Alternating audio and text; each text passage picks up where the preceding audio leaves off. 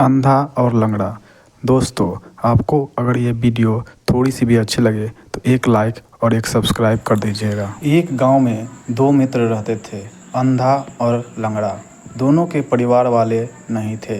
गांव के बाहर एक पीपल का पेड़ था, दोनों उसी के नीचे रहते थे।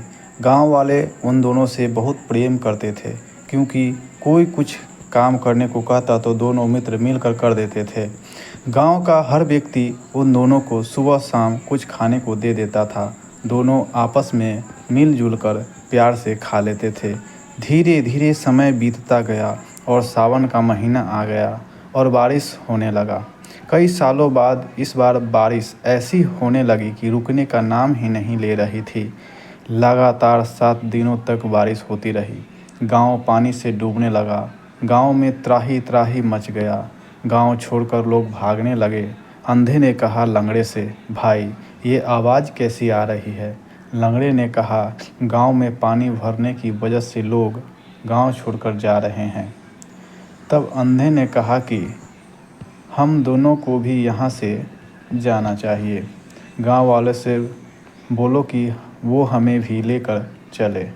हमने गांव वालों की बहुत मदद की है, अतः गांव वाले हम दोनों को गांव से बाहर सुरक्षित जगह ले जाने में ज़रूर मदद करेंगे। लंगड़े ने अपने मित्र के कथानुसार गांव के लोगों से मदद मांगी, परंतु किसी ने उन दोनों असहाय बेचारों की मदद नहीं की। दोनों बेचारे उन मतलबी गांव वालों की इस बात पर बहुत दुखी हुए। लंगड़ा बेचारा रोते गिड़गिड़ाते हुए गांव के लोगों से बोला, भाई मुझे लेकर जाने में आप लोगों को तकलीफ़ हो सकती है, परंतु मेरे अंधे मित्र को ले जाने में तो कोई तकलीफ़ नहीं होगी, तो कृपया करके मेरे इस अंधे मित्र को लेकर चले जाएं।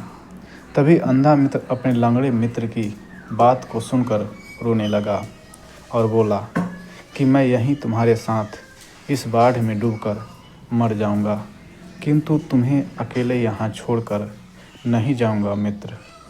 यह बात सुनकर लंगड़ा भी रोने लगा और फिर दोनों एक दूसरे को गले लगाकर रोने लगे। इसी बीच बिजली की गड़गड़ाहट और बारिश बहुत तेज़ होने लगी। गांव के सभी लोग गांव छोड़कर चले गए थे और ये दोनों बेचारे इस दुख भरी बेला में अपनी अंतिम घड़ी का इंतज़ार करने लगे। तभी लंगड़ा मित्र अंधे मित्र से कहने लगा कि मैं तो अपने पैरों से चल नहीं सकता था, लेकिन भाई तुम उनके साथ चले जा सकते थे। वो तुम्हें बस रास्ते बताते जाते और तुम उसी रास्ते उनके साथ सुरक्षित जगह पहुंच जाते, जिससे तुम्हारी जान बच जाती। तभी अचानक अंधे ने खुश होते हुए लंगड़े से कहा कि भाई अब हम दोनों की जान भी बच जाएगी। लंगड़े ने कहा, वो कैसे? अंधे ने कहा, भाई तुम नहीं चल सकते, लेकिन मैं तो चल सकता हूँ ना। मतलब? लंगड़े ने कहा। फिर अंधे ने कहा, तुम मेरे कंधे पर बैठ जाओ और फिर इशारे से तथा बोलकर सुरक्षित रास्ते की तरफ चलने में तुम मेरी मदद करना, जिससे हम दोनों यहाँ से सुरक्षित जगह चले जाएंगे। लंगड़ा अंधे की बात को समझ गया और फिर अंधे की कंधे पर बैठकर उसके बताए गए बात के अनुसार अंधे को मार्गदर्शन देने लगा। अंततः वो दोनों मित्र सकुशल सुरक्षित स्थान पहुंच गए।